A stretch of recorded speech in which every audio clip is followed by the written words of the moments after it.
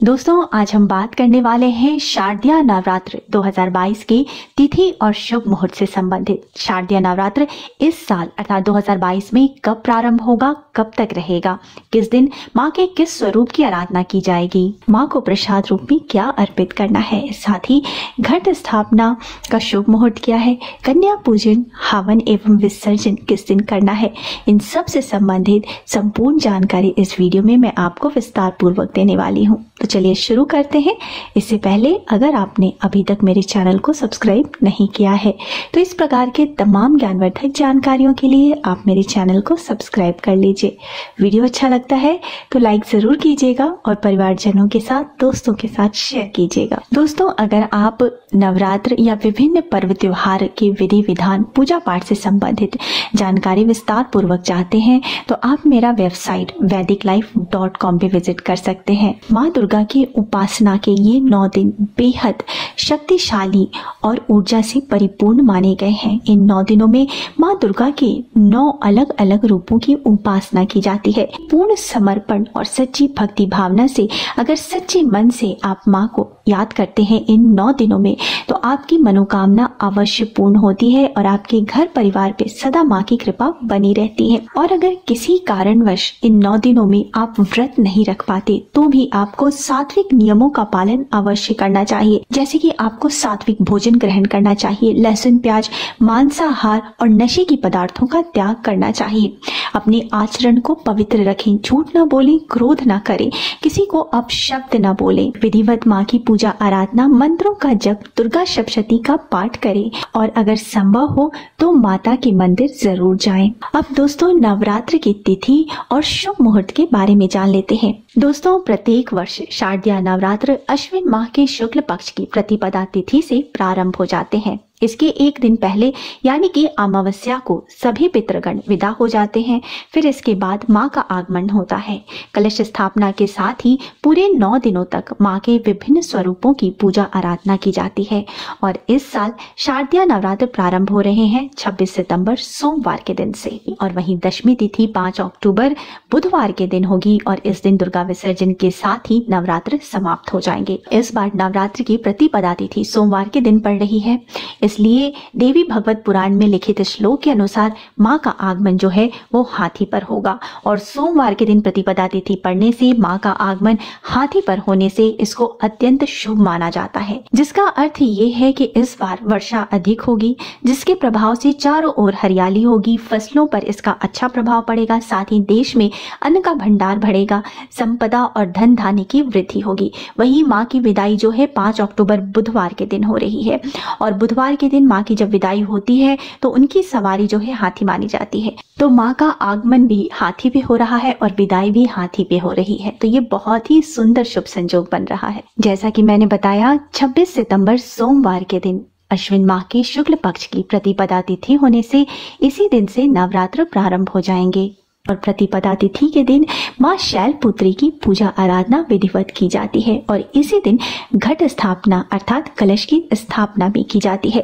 कलश स्थापना हमेशा शुभ मुहूर्त में ही करना चाहिए, जिससे कि आपके घर में सुख समृद्धि की वृद्धि हो और सदा आपका घर जो है धन धान्य से परिपूर्ण रहे, माँ की कृपा घर पर बनी रहे। इस दिन कलश स्थापना का शुभ मुहूर्त होगा सुबह 5:38 से सुबह के 7:05 तक। इस बीच में आप अपनी कलश स्थापना प्रारंभ कर दें और अगर इतनी सुबह कलश स्थापना न कर पाए और आप लेट हो जाएं तो आप अभिजीत मुहूर्त में भी कलश स्थापना कर सकते हैं, जो कि इस दिन होगा सुबह 11:15 से 12:03 तक। और दोस्तों, जैसा कि मैंने बताया कि इस दिन माँ शैलपुत्री की पूजा आराधना की जाती है, तो माँ शैलपुत्री को भोग के रूप में गाय की शुद्ध घी का भोग लगाएं और इसके बाद दुर्गा सप्तशती का पाठ करें या मंत्रों का जप करें।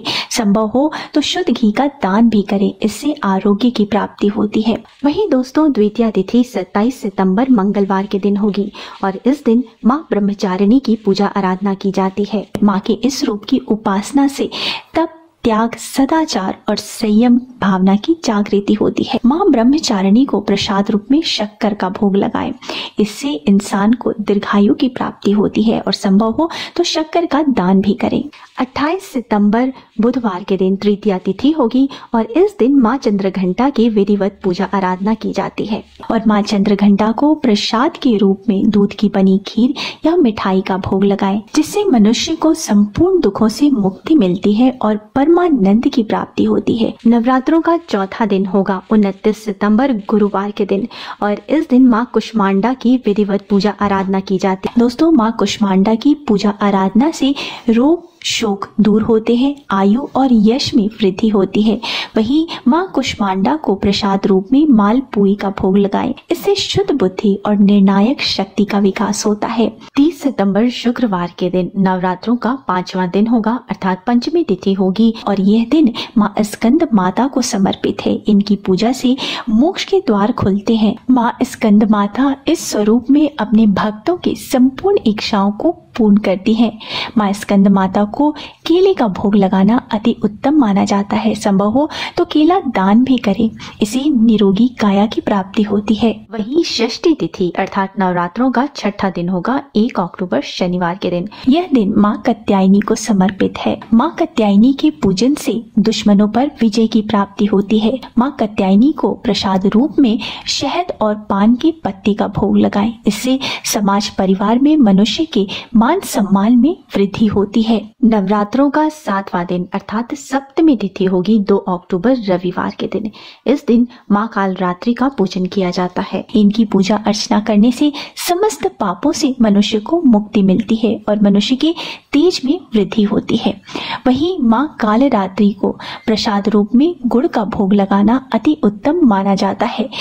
गुड़ का भोग लगाने से माँ अपने भक्त की समस्त आपदाओं से रक्षा करती हैं। अचानक आने वाली विपत्ति से भी मनुष्य की रक्षा होती है। नवरात्रों में अष्टमी तिथि का विशेष महत्व होता है और अष्टमी तिथि होगी 3 अक्टूबर सोमवार के दिन।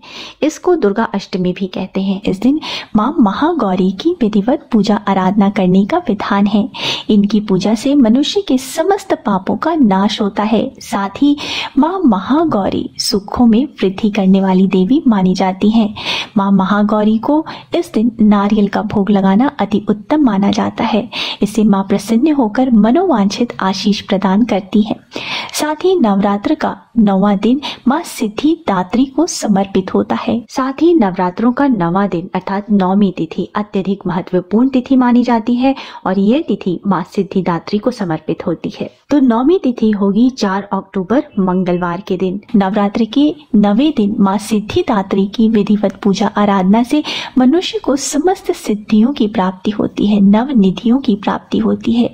माँ सिद्धिदात्री को प्रसाद के रूप में तिल का भोग लगाना अति उत्तम माना जाता है। साथ ही 9वीं तिथि को कन्या पूजन एवं हवन का भी विधान है। तो सुबह सवेरे माँ के विधिवत पूजा आराधना के पश्चात हवन करें। उसके बाद नव कन्या का पूजन करें, उन्हें पूरे आदर और सम्मान के साथ भोजन कराएं, उनसे आशीर्वाद लें।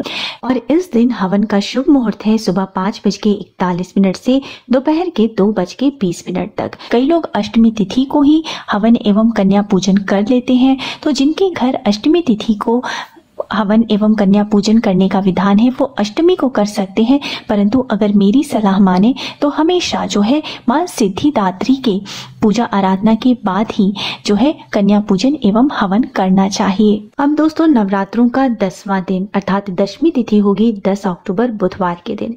इस दिन दुर्गा विसर्जन भी किया जाता है और इस दिन को विजयदशमी के रूप में भी मनाया जाता है। इस दिन कलश विसर्जन या दुर्गा विसर्जन का शुभ मुहूर्त होगा सुबह 5:41 से सुबह के 8:03 तक। सुबह सवेरे जल्दी उठे, स्नान आदि से निवृत्त होकर माँ की विधिवत पूजा अर्चना करें, माँ को प्रसाद समर्पित करें, धूप दीप दिखाएं, माँ की आरती करें। इसके बाद माँ से क्षमा प्रार्थना जरूर करें। आपके घर परिवार पे माता रानी हमेशा कृपा बनाए रखे, ऐसी माँ से प्रार्थना करें। कलश का विसर्जन करें, हो सके तो ब्राह्मण को यथाशक्ति दान दें और उसके बाद स्वयं व्रत का पारण करें। इस प्रकार से विधि पूर्वक जो भी भक्त नवरात्रों के इन शुभ 9 दिनों में माँ की पूजा आराधना करते हैं, उनके समस्त मनोरथ माँ की कृपा से अवश्य पूर्ण होते हैं। उनके घर परिवार में सदा सुख समृद्धि की वृद्धि होती है। तो उम्मीद है दोस्तों आपको मेरा आज का वीडियो पसंद आया होगा।